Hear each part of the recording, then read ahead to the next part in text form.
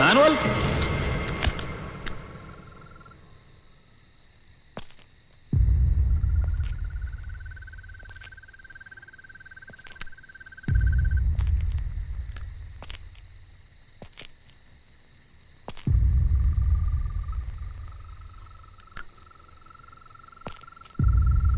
Manual,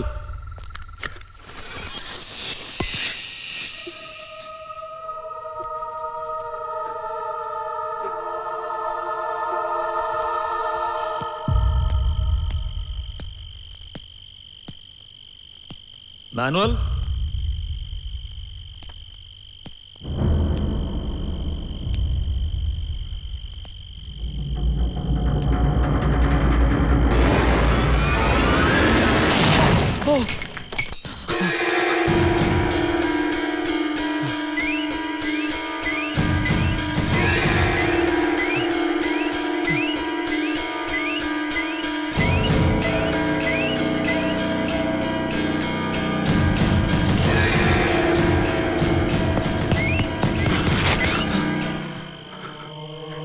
പരിചയമില്ലാത്ത കാര്യമായതുകൊണ്ട് ആദ്യം ഉന്നം പിഴച്ചു, ഇനി പിഴക്കില്ല. Manual, no. താൻ ആവശ്യപ്പെട്ടത് ചെയ്യാം, അതിനാ ഞാൻ വന്നത്. നിന്റെ പണം ആർക്ക് വേണം? നിന്നെ ഇവിടെ വരുത്താൻ അതേ വഴിയുണ്ടായിരുന്നുള്ളൂ. മാനുവൽ, വേണ്ട പ്ലീസ്. ഇല്ലടാ, എനിക്ക് കൊല്ലാതെ പറ്റില്ല. ഞാൻ എന്റെ നിധിമുക്ക് വാക്കുകൊടുത്തുപോയി. അവക്ക് വേണ്ടിയാണിത്. ഇന്നത്തോടെ അവളുടെ എല്ലാ സങ്കടങ്ങളും തീരണം.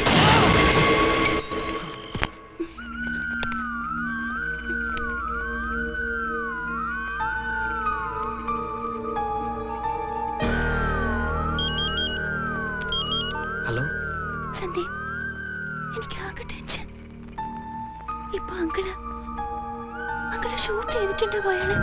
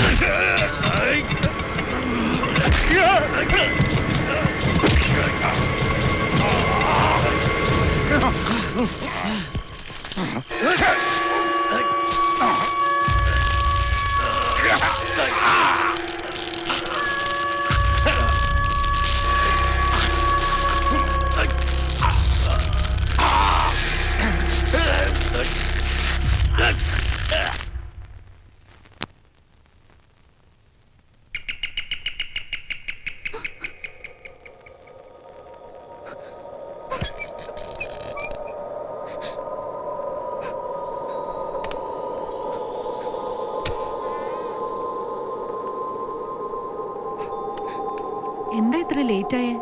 സെല്ലിൽ വിളിച്ചപ്പോഴൊക്കെ സ്വിച്ച് ഓഫ് ആയിരുന്നല്ലോ. ഡിന്നർ കഴിഞ്ഞപ്പോ ലേറ്റ്. എന്താ ഈ വേഷം ഇങ്ങനെ? അത് തിരിച്ചു വരുമ്പോ സ്റ്റാഫ് കയറിയ വണ്ടി ഒരു ആക്സിഡന്റ് ആയി.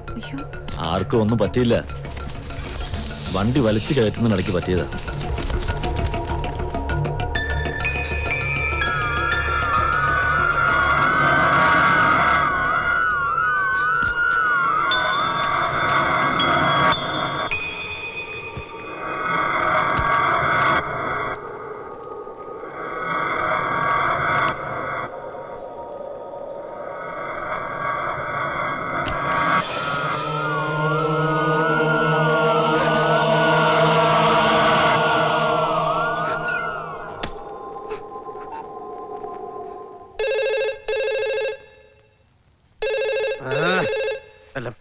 ശരിക്കും മനുഷ്യനെ മെനക്കെടുത്തത്.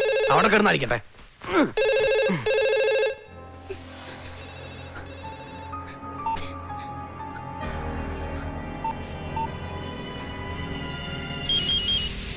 ഹലോ സന്ദീപ്, പപ്പ തിരിച്ചു വന്നു.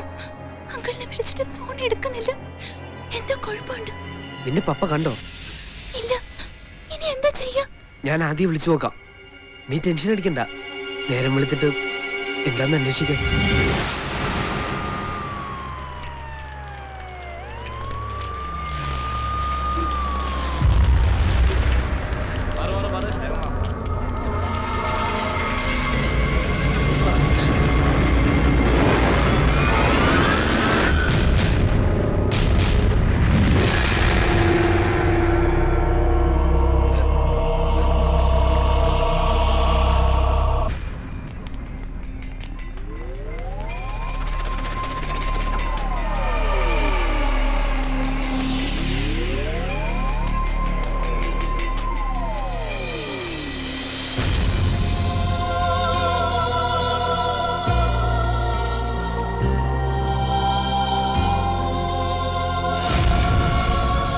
ഒരു ഉത്തരവാദിത്വമില്ലാതെ ജീവിച്ചപ്പോഴേ തോന്നിയിരുന്നു ഇങ്ങനെയൊക്കെ തന്നെ ആയിരിക്കും ഇയാളുടെ അന്ത്യം ഒന്ന്.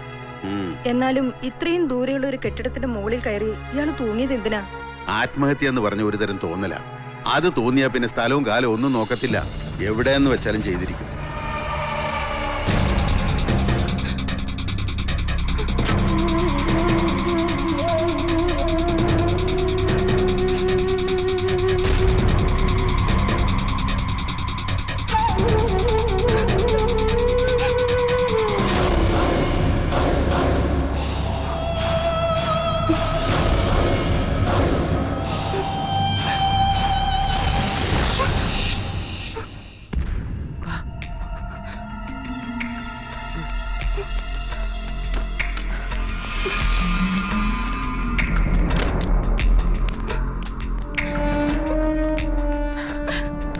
മോളെ, അങ്കിള് സൂയിസൈഡ് ചെയ്ത് തന്നെയാണോ? ആവാൻ വഴിയില്ല. എന്താ ഉണ്ടായത്? എനിക്കൊന്നും അറിയില്ല. മോള് പേടിക്കണ്ട. ആന്റി ആരോടും പറയില്ല. എനിക്കെങ്ങനെ അറിയാം? നോക്ക്, ആന്റിക്ക് ചിലതൊക്കെ അറിയാം. മോൾ അങ്കിളിനോട് കൊല്ലാൻ ആവശ്യപ്പെട്ടതും ഇന്നലെ രാത്രി അങ്കിൾ അതിന് പുറപ്പെട്ടതും. പറ, പിന്നെന്താ സംഭവിച്ചത്?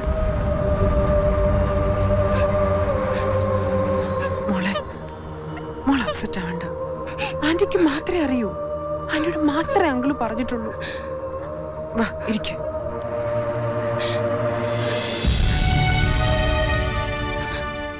ഇന്നലെ രാത്രി ഇവിടെ വന്നിട്ട് അങ്കിൾ അങ്ങോട്ട് പോയത്. നല്ല ഫോമിലാ കയറി വന്നത്. ആ സമയത്ത് വന്നതിന് ആന്റി കുറെ വഴക്ക് പറഞ്ഞു. എന്നിട്ടും പോയില്ല. ഞാൻ പൊയ്ക്കോളാം ശാലിനി. ചിലപ്പോ ഈ രാത്രി കഴിഞ്ഞാൽ എനിക്കിങ്ങനെ ഇവിടെ കയറി വരാൻ കഴിഞ്ഞില്ല എന്ന് വരും. അതുകൊണ്ട് ഇപ്പൊ കുറച്ചു നേരം നീ എന്നെ സഹിച്ചേ പറ്റൂ. ഈ ആനിമലെങ്കിലെ നീ മനസ്സിലാക്കി കൊടുത്തോളൂ. ഇവിടെ ഒരു നാറികളും മനസ്സിലാക്കിയിട്ടില്ല. ഉണ്ടോടി പേടിത്തൂറി പെണ്ണെ? ഞാൻ ഇന്ന് വരെ നിന്റെ ദേഹത്ത് തൊട്ടിട്ടുണ്ടോ? അനാവശ്യമായിട്ട് ഒരു വാക്ക് പറഞ്ഞിട്ടുണ്ടോ? എന്നിട്ട് ഇവിടുത്തെ സദാചാരക്കാര് പറഞ്ഞു നടക്കുമല്ലേ ഞാനും നീ നമ്മെ ചുറ്റിക്കളിയിലാണെന്ന്. നിനക്കതിൽ വിഷമമുണ്ടോടി മോളെ? എന്റെ അങ്കിളെ, നമുക്ക് നാളെ സംസാരിക്കാം. ഇപ്പൊ പോ. ഇല്ലില്ല, ഇന്ന് തന്നെ സംസാരിക്കണം. ഇന്നത്തെ രാത്രിക്ക് ഒരു പ്രത്യേകതയുണ്ട്. ഇന്ന് രാത്രി ഞാൻ ഒരുത്തനെ കൊല്ലാൻ പോവാ. ഭ്രാന്ത് പറയാതെ എണ്ണീറ്റ് പോയേ. ആനിമലങ്ങൾ പറയണതും ഭ്രാന്ത്, ആനിമലങ്ങൾ കാട്ടി കൂട്ടണതും ഭ്രാന്ത്. അതാണല്ലോ പതിവ്. എന്നാ കേട്ടോ, ഇതാ ഭ്രാന്തിന്റെ ക്ലൈമാക്സാ. സ്വബോധത്തോടെ മുൻകൂട്ടി പ്ലാൻ ചെയ്ത് ഞാനൊരുത്തനെ തട്ടാൻ പോവാ. ഒരു 2 മണിക്കൂറിനുള്ളിൽ അത് സംഭവിച്ചിരിക്കും. ഇതിപ്പോ എന്തിനാ നിന്നോട് പറയണമെന്ന് വെച്ചാ, ചിലപ്പോ സത്യങ്ങൾ ബോധ്യപ്പെടുത്താൻ എനിക്ക് പിന്നെ സമയം കിട്ടിയില്ല എന്ന് വരും. അപ്പോ ഒരു സാക്ഷി വേണം. അതാണ് നീ. എല്ലാവരുടെയും മുമ്പിൽ മാനുവൽ കോമാളിയല്ലേ? പെമ്പർനോത്തി അമേരിക്കയിൽ നിന്ന് അയച്ചിരുന്ന കാശ് കൊണ്ട് പുട്ടടിച്ച് കിടക്കുന്ന ഏമ്പോക്കി. പക്ഷെ നിനക്കറിയോ, അവളുടെ ഒരു ചില്ലിക്കാശ് പോലും ഞാൻ ഇതുവരെ ബാങ്കിൽ നിന്ന് എടുത്തിട്ടില്ല. അത് മുഴുവൻ അവളുടെ പേരിൽ തന്നെയുണ്ട്. ദാ പാസ്ബുക്ക്. ഇനി നീ ഇത് സൂക്ഷിക്കേ. എന്നെങ്കിലും അവള് വരുമ്പോ ഒന്ന് കാർപ്പിച്ച് തുപ്പിയിട്ട് കയ്യിൽ വെച്ചു കൊടുക്ക്. അവള് വാങ്ങും. ഞാൻ പുട്ടടിച്ച് നടക്കണതേ എന്റെ അപ്പം കൊച്ചുറിയത് എന്റെ പേരിൽ എഴുത്തുന്ന പുരയിടവും റബ്ബർ തോട്ടവും വിറ്റ് തൊലച്ചിട്ടാ. അത് തീരുമ്പോ ഈ മാനുവൽ വെറും ഇസ്പയുടെ 7-ാം കൂലി. പിന്നെ ഞാൻ അന്തസ്സായിട്ട് തെണ്ടും. എന്നിട്ട് ഏതെങ്കിലും ഓടെ കിടന്ന് ചാവും. അതിനു മുമ്പ് ഈ ജീവിതം കൊണ്ട് ആർക്കെങ്കിലും ഒരു പ്രയോജനം ഉണ്ടാകും. അതിനിപ്പോ കർത്താവ് ഒരു വഴി കാണിച്ചു തന്നിരിക്കുക. എന്റെ നിധിമോക്ക് വേണ്ടി ഇന്ന് ഞാനത് ചെയ്യും. ആദ്യം അവള് പറഞ്ഞപ്പോ ഞാൻ തമാശയായിട്ട് എടുത്തോളൂ. പിന്നെ തോന്നി അവള് പറഞ്ഞതിൽ കാര്യമുണ്ട്. അവക്ക് സ്വസ്ഥമായിട്ട് ജീവിക്കണമെങ്കിൽ അവൻ ചത്തേ പറ്റൂ. ഒരാളെ കൊല്ലാൻ എന്നെ കൊണ്ട് പറ്റുമോ എന്നൊന്നും എനിക്ക് അറിഞ്ഞുകൂടാ ശാലിനി. ചിലപ്പോ എന്റെ കൈ വിറയ്ക്കും, എന്നാലും ഞാനത് ചെയ്യും. എന്നിട്ട് മാന്യമായി ജയിലിൽ പോയി കിടക്കും എന്റെ മോക്ക് വേണ്ടി. അവളുടെ വിചാരം ഞാനൊരു ബോറനാണെന്നാ. ആയിക്കോട്ടെ, അവൾ അങ്ങനെ തന്നെ വിചാരിച്ചോട്ടെ. ഒരു മോളെ പോലെ എനിക്ക് അവളെ ഇഷ്ടമാണെന്ന് അവൾ ഒരിക്കലും അറിയണ്ട. അറിഞ്ഞാൽ ചിലപ്പോ അവക്ക് സങ്കടമായാലോ.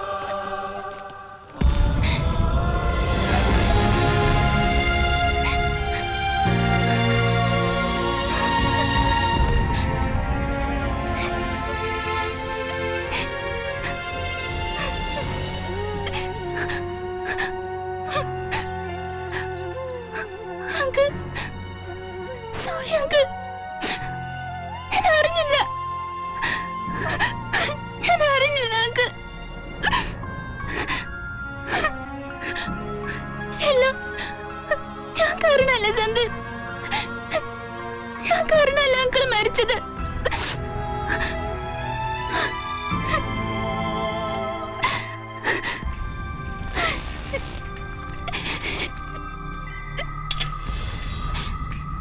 സന്ദീപ്, കണ്ണ് മിസ്സിംഗ് ആണ്. എങ്ങാനും പോലീസിനെ ഏൽക്കിട്ടേ തീർന്നു, നമ്മളും കുടുങ്ങും. സൂയിസൈഡ് ആണെന്ന് കരുതിയിട്ടാ അവർ എവിഡൻസ് ഒന്നും തിരയാഞ്ഞത്. എങ്ങനെയെങ്കിലും കണ്ണ് തിരിച്ചിട്ടണം. അത് അവിടെ തന്നെ വെച്ചില്ലെങ്കിൽ അപ്പൂപ്പൻ അറിയും. പിന്നെ ആകെ പ്രോബ്ലം ആവും. എന്താ ചെയ്യാതി? ആ ബിൽഡിങ്ങിന്റെ അവിടെ എവിടെയെങ്കിലും തന്നെ വീണ് കാണും. നമുക്കൊന്ന് പോയി സെർച്ച് ചെയ്യാം.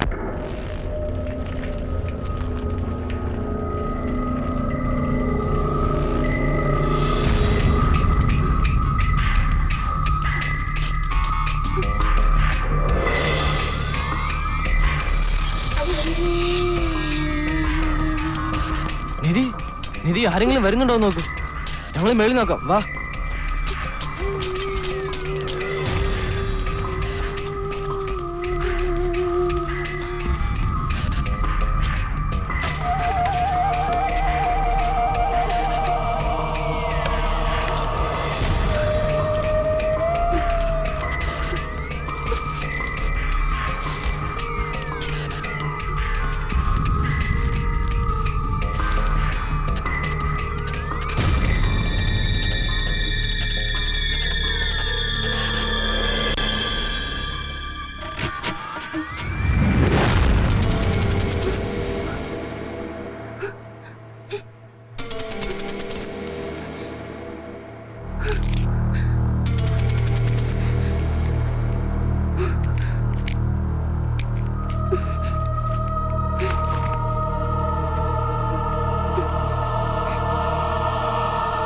നിധി, എന്താ?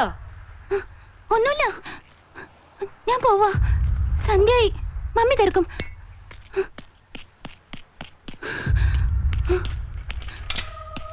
നിധി,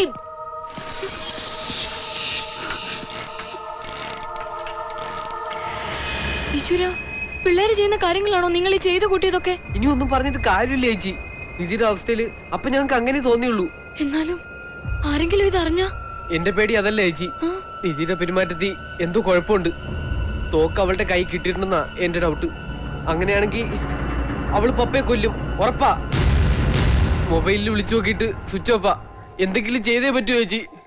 ഇനിയിപ്പോ നിവർത്തിയില്ല. നമുക്ക് നിധിയുടെ മമ്മിയോട് പറയാം. അയ്യോ വേണ്ട, കുഴപ്പാവും. സാരമില്ല, എപ്പോഴായാലും അവരറിയണം.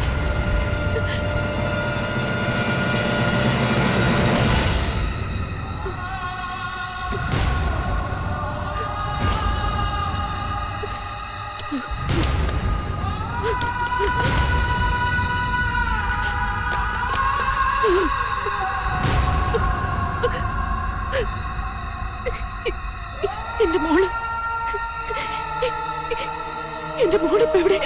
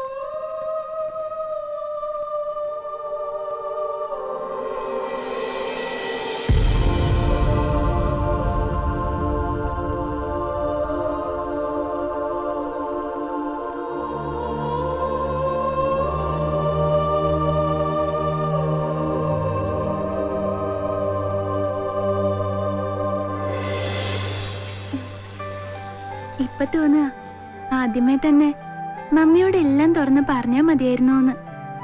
എങ്കിൽ ഇങ്ങനെയൊന്നും സംഭവിക്കില്ലായിരുന്നു അല്ലേ? എന്റെ ഈ പ്രായത്തിൽ എനിക്ക് അതിനുള്ള പക്വത ഇല്ലാഞ്ഞിട്ടല്ലേ? ക്ഷമിക്കണം കേട്ടോ. എന്നാലും എന്റെ പ്രോബ്ലംസ് ഒക്കെ തീർന്നു. ഇപ്പൊ ഞാൻ ഹാപ്പിയാ. മമ്മിയും കനിയും അതെ. ഇനി ഞാൻ നന്നായി പഠിക്കും, മിടുക്കിയാവും. ഞാൻ ചെല്ലട്ടെ, ബെല്ലടിച്ചു.